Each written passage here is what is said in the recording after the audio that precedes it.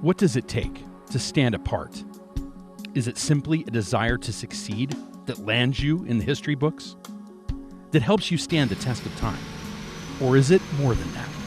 Today, we're headed to Bonneville Speedway to follow the record-shattering Team Vesco to find out.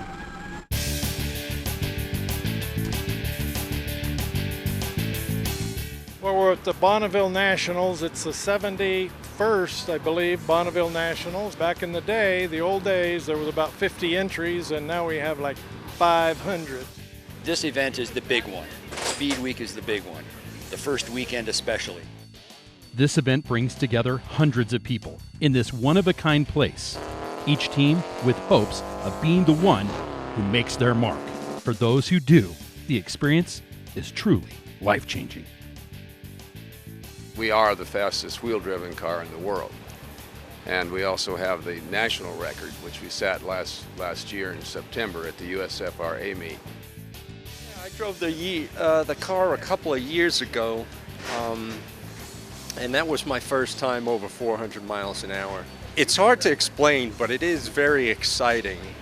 Actually, what I got in it was a very euphoric feeling. I felt almost weightless when I was about 430 miles an hour. And it felt great. It was the most exciting thing that I've ever done. You have to actually come here to experience the salt flats, but it's a very serene place to be. This truly unique location makes this event possible, and the drivers and teams know it. And they're fighting to keep this breathtaking landscape alive through the Save the Salt Foundation. It's just a matter of getting everybody on the same page and just committing themselves to taking care of this historical area. And it has made a difference. Now there's noticeably more salt in the last 2 years. Foundations like Save the Salt will not only keep the salt flats intact, it will save land racing for the future generations, keeping families like Team Vesco together. I've been driving Vesco Streamliners since the late 70s.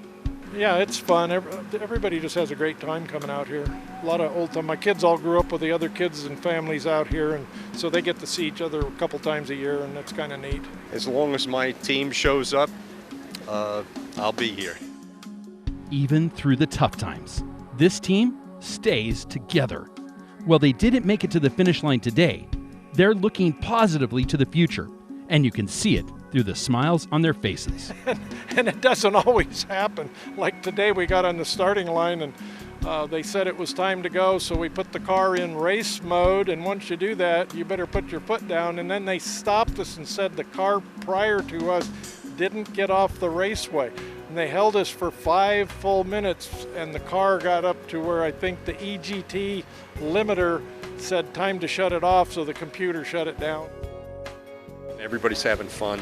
We all have the same problems here, so nobody's immune. If you have issues, well, it's just not your day.